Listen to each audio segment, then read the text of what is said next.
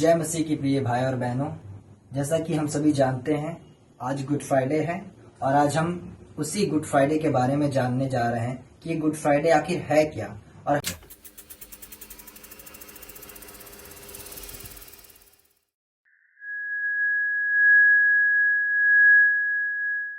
यह घटना जो गुड फ्राइडे के नाम से जानी जाती है, यह हमारे यीशु मसीह के जीवन की अंतिम और सबसे महत्वपूर्ण घटनाओं में से एक है। क्रूसिफिकेशन प्राचीन समय में दंड देने का एक तरीका था। यह जो प्रथा थी ये रोमन पर्शियन सिविलाइजेशंस में यूज होती थी अपराधियों को सजा देने के लिए। इसमें क्या होता था कि जो अपराधी होते थे उनको क्रूस पर, लकड़ी के क्रूस पर लटका दिया जाता था या फिर उसे बांधकर या फिर उनके हाथों पैरों में कीले ठोककर, और तब तक उन्हें लटकाया जाता था जब तक उनकी मृत्यु ना हो जाए। हम गुड फ्राइडे इसलिए मनाते हैं क्योंकि इस दिन हमारे उद्धारकर्ता प्रभु यीशु ने उस क्रूस की मृत्यु को सहा, न सिर्फ मेरे लिए बल्कि हम सभी के लिए उस क्रूस की मृत्यु को सहा।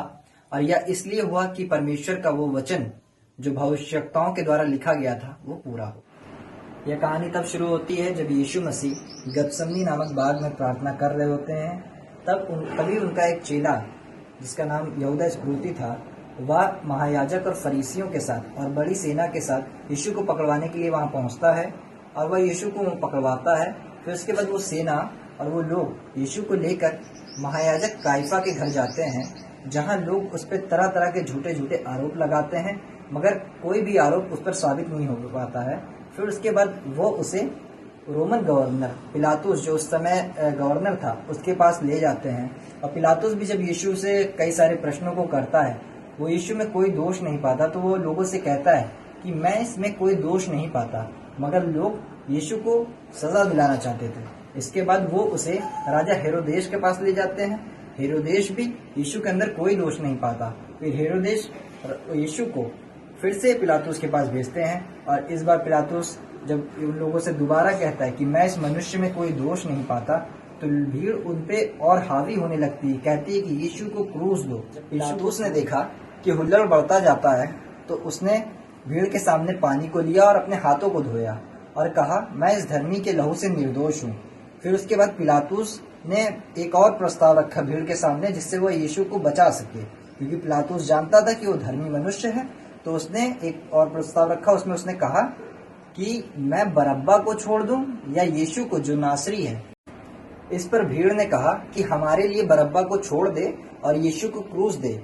फिर उसके बाद पिलातुस ने बरअब्बा को छोड़ दिया और यीशु को कोड़े लगाकर उन्हें सौंप दिया कि उसको क्रूस पर चढ़ाया जाए। अब वो समय नजदीक आ गया था कि यीशु मसीह को क्रूस पर चढ़ाया जाए, और वो क्रूस का स्थान हम लोग जानते हैं जैसा कि गोलगोता पहाड़ी थी, जिससे हम लोग खोपड़ी के स्थान के नाम से भी जानते हैं। जब यीशु उस रास्ते पर था तो वो जो सैनिक थे और वो जो भीड़ थी, उन्होंने यीशु को बहुत बुरा भला कहा, यीशु को मारा और उसको इतना प्रताड़ित किया कि उसको उस अपने क्रूस को उठाने में भी परेशानी हो रही थी। और फिर यीशु को हम देखते हैं कैसे यीशु मसीह उस रास्ते भर उन पीड़ाओं को, उन अपमानों को सहते हुए उस क्रूस की मंजिल तक पहुंचते हैं। और जब वो वहां पहुंचते हैं तो वो सैनिक उनके कपड़े उतारते हैं और उनको उनके हाथों में, उनके पैरों में कीलों को ठोकते हैं और क्रूस पर उनको चढ़ा देते हैं। और कैसे वो लोग जो फकी फरीसी थे और जो सैनिक थे वो उसका मजाक बनाते हैं कि यदि तू परमेश्वर का पुत्र है तो अपने आप को ऊपर से नीचे उतार ले, और तरह तरह की बातें कहते हैं। और यीशु के ऊपर, यीशु के क्रूस के ऊपर एक दोषपत्र भी लगाते हैं, यीशु नासरी यहूदियों का राजा, जो कि एक लैटिन शब्द था, उस समय लिखा गया था लैटिन भाषा में। बाकी उसका अर्थ यदि हम देखें तो लिखा है यीशु नासरी यहूदियों का राजा, और उसको ये इस दोषपत्र लगाकर उसको क्रूस पर चढ़ा देते हैं। फिर आगे हम देखते हैं कि यीशु मसीह ने कैसे उन 7 वाणियों को कहा जो दिखाती हैं, हमें बताती हैं कि यीशु मसीह उस दर्द में रहते हुए भी किन किन चीजों के बारे में सोच रहा था।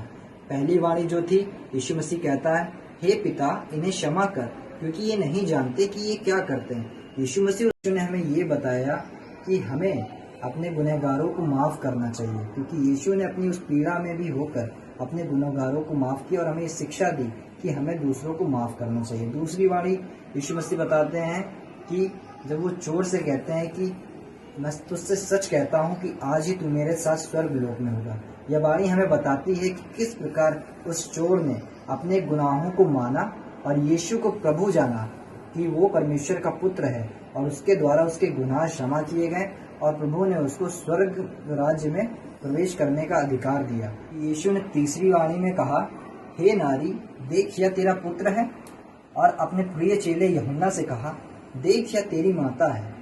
जिसमें यीशु मसीह हमें ये शिक्षा देते हैं कि किस प्रकार यीशु ने उस पीड़ा के समय में भी अपने सांसारिक कर्तव्य को पूरा किया।